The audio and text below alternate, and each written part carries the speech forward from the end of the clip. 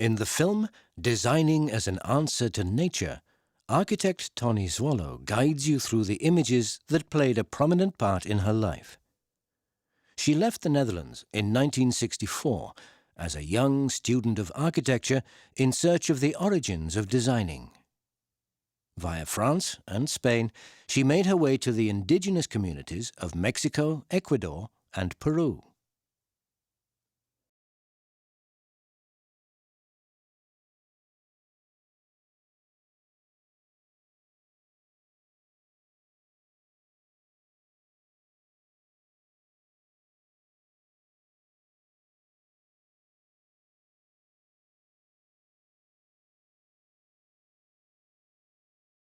At the end of World War II, packages of food from Sweden were dropped for the starving Dutch population.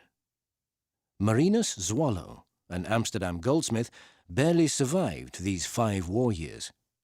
His third daughter, Tonny, born in February 1942, remembers waiting outside in the cold nights during the Schiphol bombings of December 1943. She also remembers how, as a toddler, she carried along her mother's camera case as a great treasure, and her interest in the natural wonders of the garden. From later, she remembers the route along the farms of the Amstelveense Weg to primary school in Buitenveldert. She especially remembers the sense of freedom she felt in the Castricum summers of 1948 and 1949. With the long walks across the dunes, and then the sudden view of the North Sea. The holes the children had to dig so that their mother could do her knitting sheltered from the wind. Her first memories of architecture are linked to her grandma's house, Oldenhoven, at the Bloemendalseweg in Overveen. The Bloemendalseweg, originally a narrow sand path along the dunes, had been there already for over 1,000 years. In the 16th century, the immigration of bleachers from Flanders gave rise to the linen industry along this same road. The bleaching fields are shown on Jacob van Ruisdaal's painting, View of Haarlem. With the decline of the linen industry, these fields were added to the grounds of the country houses of the rich. After that, the bulb-growing trade offered new possibilities for the working class. In 1929, Alida Witteman and her sister-in-law went in search of a house in the country and found the then vacant property Oldenhoven, where they settled with their growing family right opposite the first villa park of Bloemendaal. The house, once built for a bulb grower, Eldering, had a big garden that bordered on a pleasant pond, originally a design by the architect Jan David Zoker Sr. Families have often been named after their places of origin. This probably has happened with the Schwolofs, whose Slavic family name can be traced back to 1400 AD. The first map of Pomerania, a vast region in the north of Poland, dates from 1608. It shows us the names of rivers and a large number of villages, one of which is Zwolov. Zwolov belongs to the earliest settlements in the region and is considered the best preserved village in Pomerania, with its 80 half-timbered farmhouses dating from the 18th century grouped around the village pond. Around 1766, after their father's death, 2 young men sailed from the Baltic harbour of Stolpmunde, now named Uska, to Rotterdam. Maarten Swolov and his younger brother Peter were the first Swolovs to live in the Netherlands. Maarten's grandson, also called Maarten, was a cabinet maker and organ builder in Rotterdam. In 1856, his son, Johannes, moved to Amsterdam and became the first Zwollo silversmith. He worked his way up to the position of foreman at Bonebakker's silver factory. Johannes's 4 sons inherited his artistic talent. The third son, Johannes Jr., became a gifted silversmith too. As a 15-year-old apprentice, this Johannes forged a pumpkin-shaped copper kettle out of one piece. The kettle could be hung over the fireplace or put on a modern stove. At 25, Johannes Jr. married Maria Hansen, orphaned daughter of a Danish seafarer. In 1907, Johannes Jr. succeeded Johannes Sr. as foreman at a bigger Bonenbakkers factory in Amsterdam. Frans, the youngest of the four brothers, became the first self-employed Zwollo silversmith, winning first prizes at a 1902 exhibition in Turin, at a 1907 exhibition in Amsterdam, and at a 1925 exhibition in Paris. Marinus, Johannes Jr.'s youngest son, born in 1903, loved to draw on the beach of Scheveningen and in the Amsterdam Zoo, Artis, with his uncle Martin. At age 12, he became a student in the newly founded class on metalworking at the Quellinus School of Art. Soon he was inventing his own designs in copper. At 15, Marinus offered this letter tray and letter opener to his girlfriend.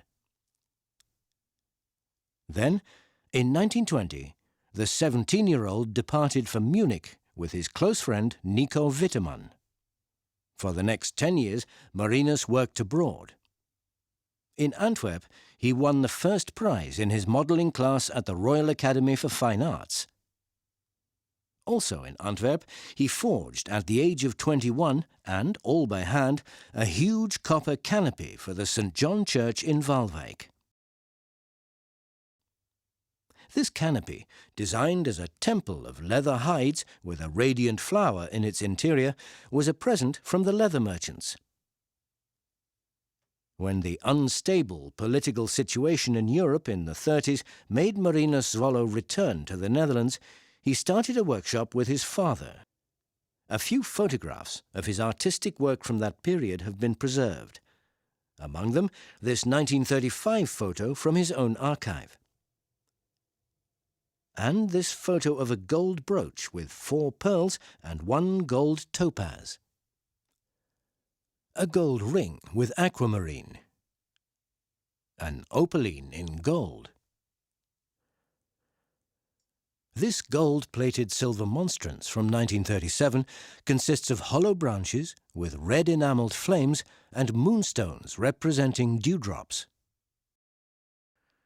This silver bowl was made in 1940, in the year the German troops invaded the Netherlands.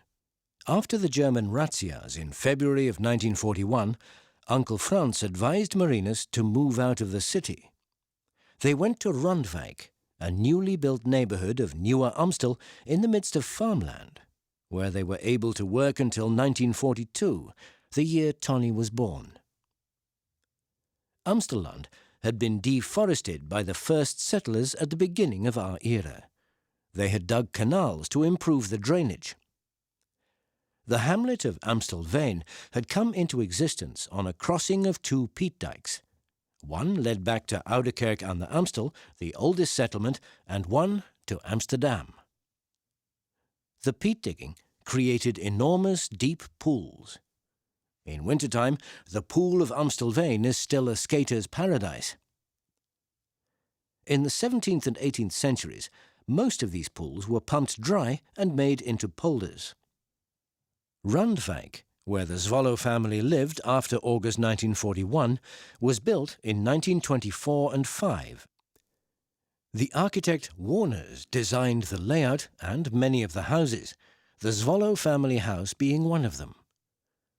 The built-up service area of Randwijck is relatively modest compared with the space taken up by courtyards, ponds and parks. Mayor Colijn of Amstelveen had emphasized the importance of public parks to attract new residents. In 1927, the first one, the Vondelpark, was laid out by the talented landscape architect Ter Steeg.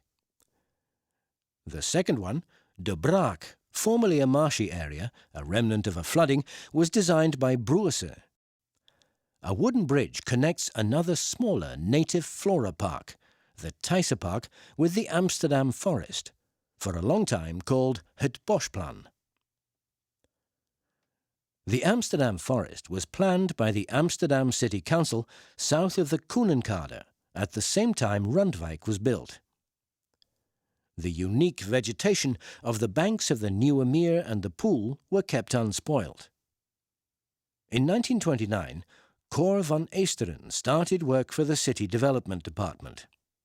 He projected the much-desired 2,200-metre rowing course parallel to the Koenenkade. The children's playgrounds were designed by Johanna Mulder, a female colleague of van Eesteren.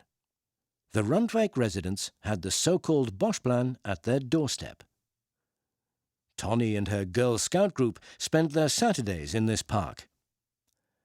Sometimes the forester himself told the children about the many species of birds and the different birds' nests.